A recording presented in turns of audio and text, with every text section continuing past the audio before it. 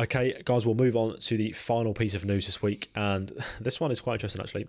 Decolonize your diet. So I think we should start this one by Tom. Do you want to give us a rendition of Rule Britannia? I feel that's appropriate. I'll not be doing that. Sure? As soon as I saw it in the show notes, I was like, nope, not. Oh, come on, give us a happening. show. Rule Britannia. Tom won't sing Rule Britannia. I can't be asked to get the video up, but basically... Actually, just to say that the title isn't as bad as it sounds. I know it's supposed to like generate rage and clickbait, and people are supposed to go, "Oh, this is really woke," but actually, there is a point to it. There is a point to it, yeah. So basically, it's another week. It's another men's health article, but don't be alarmed. It's all right, relax. So this article, decolonizing your diet, has a whole host of amazing benefits. So there's a brand new movement. Which in my opinion, really, when I first saw it was basically a reformatted paleo diet, specifically for those who live in North America. But basically on Instagram, there are now more than 15,000 posts carrying the hashtag decolonize your diet. And I quote, removing colonial influence from your diet is not just about putting down pizza and pasta. It's important to acknowledge the history of indigenous.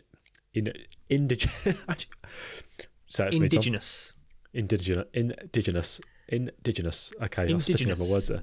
Got fucking dehydrated today. Indigenous people in North America, including colonization. Right. What's become clear straight away, we'll obviously talk about more about the diet, but what's not super clear is what fits the criteria for someone who is following this decolonized diet. There are some key things, though, which I'll rattle off, but it's still, once again, it's not very clear. One thing I'd just like to quickly say is I do think that the reason why they specifically use the word decolonize is that there are a couple of like I've got to be very, very careful how I word this.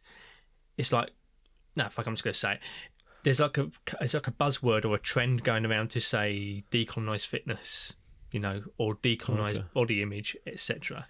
So I have a feeling they kind of use this tagline to kind of edge into that, cause a bit of outrage, and actually get you reading the article. I wonder what the indigenous, I just want to say that word again, so because that proves I can say it. I wonder what they do for fitness. I reckon they just like cutting around, carrying carcasses and stuff. Well, it's when we say indigenous, like what indigenous population do we actually mean? Well, the ones in North America. Inuits that, just like did their 10,000 steps in the snow every day. And the rest. Yeah. God, their ice blocks, their hunting, etc. Yeah. And then you had like Trevor from the ancient Celts, who just like, Trevor from the ancient Celts? Probably like go up to a druid, Trevor, get a blessing, hold on. Trevor, and then go and beat is that a real thing? death. Because Trevor does not sound like an ancient Celt. I don't know. It was the most English name I could think of at the time. Back to it. So, as I said, it's not that clear anyway, what the criteria for this diet is, but some key things are, for some of you out there who may be on this diet, it means removing Western European influence entirely. Indigenous food, I'm really good at this word now, often include fruits, vegetables and herbs from one region. It can include supporting local farms to shopping for traditional ingredients. Decolonising your diet involves learning how to connect with the land, find native ingredients and prepare ancestral dishes. And from what I could see, just having a little look and a little bit of a digging onto this, it looks mainly plant-based.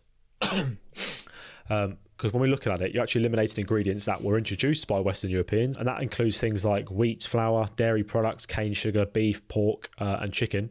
And if you eliminate those, you want to focus on your indigenous food system. I'm buzzing now. Indigenous food systems. Many people who remove Western European foods from their diet will not consume meat, which is why it's mainly plant-based. What I'm getting from this, if I look at this from a optimistic viewpoint and not like this is paleo diet 2.0, is it just seems to me it's a case of eating local and preparing dishes from start to finish using local ingredients, as opposed to going to the supermarket and buying imported stuff. You go to your local farm shop, whatever, and you get basically what is grown on the land in your town, basically. I mean, look, Tom's like, what? I mean, in regards to this article, it is driven by an activist at the end of the day. Yeah. And if you are an activist, not that activism is bad, of course it's not. I sound really fascist saying that. It's not that activism is bad, it's just that you do have an inherent bias for what you're talking, in regards to being an activist for. Yeah, sure. So, when I'm a science nerd, I'm a research nerd, like, I don't really see any validity to any of this. Like, don't get me wrong, I could see that, yeah, just try and eat more fruit, more vegetables. Cool. Follow something like the Mediterranean diet if you want to. Cool. But I think it's I think it's gatekeeping. You know, to basically say, no, eliminate these foods from your diet, and it's quite a divisive term as well, isn't it? Yeah. Decolonize your diet. It is very divisive. And in regards to removing meat from a diet, like depending on like what we're kind of talking about when we talk about indigenous, now, I do believe that in this article they are talking about like, you know, Native American. Yeah. You know, but I mean, like, you got to be careful with articles like this because straight away you're just throwing out a term saying decolonize your diet. Okay, in the context of only for Native American, or are we talking about, you know, the Mazi tribe in Africa, or, you know, are we talking about, you know, the natives or the Aborigines? Like, who are we actually talking about? Because, you know, if you're going to decolonize, it's going to be subjective to where you are, and even then, why? Yeah, why? The reason I can say why, if I play devil's advocate, if they're talking about it from an approach of saying, look, because we've said before, a whole food plant-based diet, it's not strictly, but if your diet is surrounded with whole food plant-based, it does offer some health benefits. It does lead to making a better food choice. So if that's the sort of path you're going down, if you decide to follow a little bit of this decolonized diet thing, fair enough. It could help you out.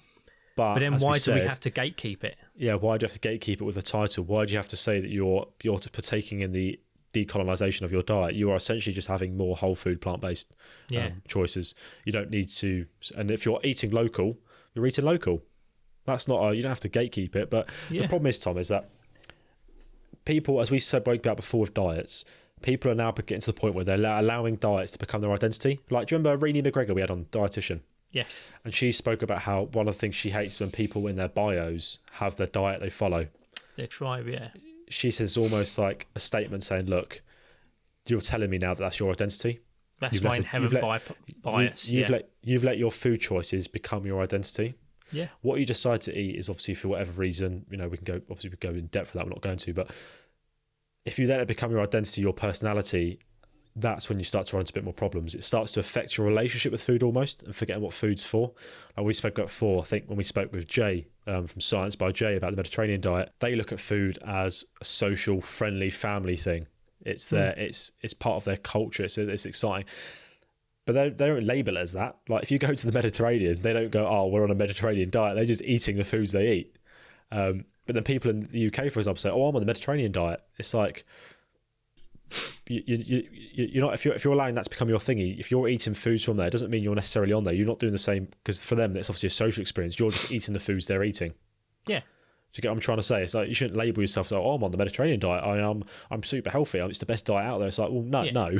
Like you've decided to eat more fish, you've decided to eat more, you know, I'm just trying to be more Mediterranean. Yeah. So it's not like I'm on the Mediterranean diet, I'm just trying to be more Mediterranean, you see. Yeah. Right, Ricky Gervais. Yeah, exactly. It's how you word it.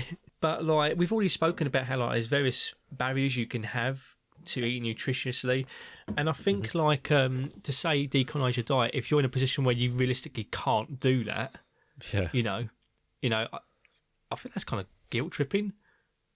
You know? You're not eating local. You're not supporting your local farm. Yeah, you're a fucking monster. Yeah. Oh, you're pro-colonizer, are you? Yeah. You support the British Empire. Oh God, you love slaves. Jesus, like, it just keeps spiraling, won't it? Yeah. Do you know what I mean? When some people aren't in a position where they can just up and change their diet like that. No. So yeah, I do feel funny about using that term. In regards I think you're right, to, and I reckon you said they piggybacked. They've realised that there was a term kicking around, so they've gone, you know what? We'll basically get something that's kind of like the paleo diet. Basically, we're just telling people to eat more local and have whole foods, but we'll put a buzzword in front of it, and it becomes. As I said, I think I mentioned this before. No, people like to be in packs, don't they? A pack mentality. If they have this little diet, they feel like a little group, don't they? A little club, little diet club, and that's where the problem comes in. That's where the shame comes in. And we spoke about before, shame. If we go all the way back around again, shame does not help. Don't get me wrong. Like there can be activism in food, as I mentioned in an earlier topic. Like food can be politically driven. Mm-hmm. But at the same time, when it's used in a sense to shame people instead, you know, Yeah, it's not great. I'm a bit, yeah. There's nothing inherently wrong saying like, oh yeah, try and add these things to your diet and try and take these things out of your diet, you know. But you know, try and have less of this and more of this. I think that's fine, but I just don't think it has to be inherently wrapped with guilt behind it. Yeah, that's like us getting rid of any food from Scandinavia and saying you support the invasion of the British coasts by the Vikings because you're eating that. You are a monster. You know. I mean, I'm still waiting for my reparations from Rome. From Rome? Yeah. Oh, God, go about that far. But at the same time, I am a collaborator because they built us some cracking roads. Well, I had a pasta the other night, you see. Oh, did you? Yeah. Oh, okay. So I'm a you support the collaborator. Roman Empire? So you support the Roman Empire, is what you're telling me? I mean, look, I don't want to say I support the Roman Empire, but Well, I do like own Gladiator on Blu-ray. Oh, you're joking. You own Gladiator? I do. Fuck. I own sandals. And you know, I'm not saying that I enjoy Roman culture, but I do think that the HBO Rome TV series was actually superior to Game of Thrones. I don't want to say, Bill, that I'm a Roman collaborator. Oh, However, no. I do have a marble plaque with SPQR on it. Oh my God, we are getting hot off the press intel that Tom is in fact a Roman spy. I don't want to say I support the Legion, but I do in fact have the Trevi Fountain sculpture in palm-sized form. But yeah, other than that, Rome, well, I can't stand the Roman Empire. And on that note...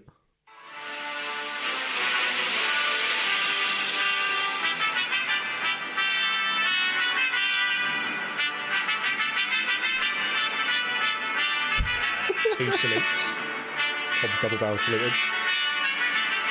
Any fucking lyrics? I thought there's lyrics to this song. I think the national anthem should actually be changed to Baggy Trousers by Madness. See this? Oh, Britannia, Britannia, roll the waves.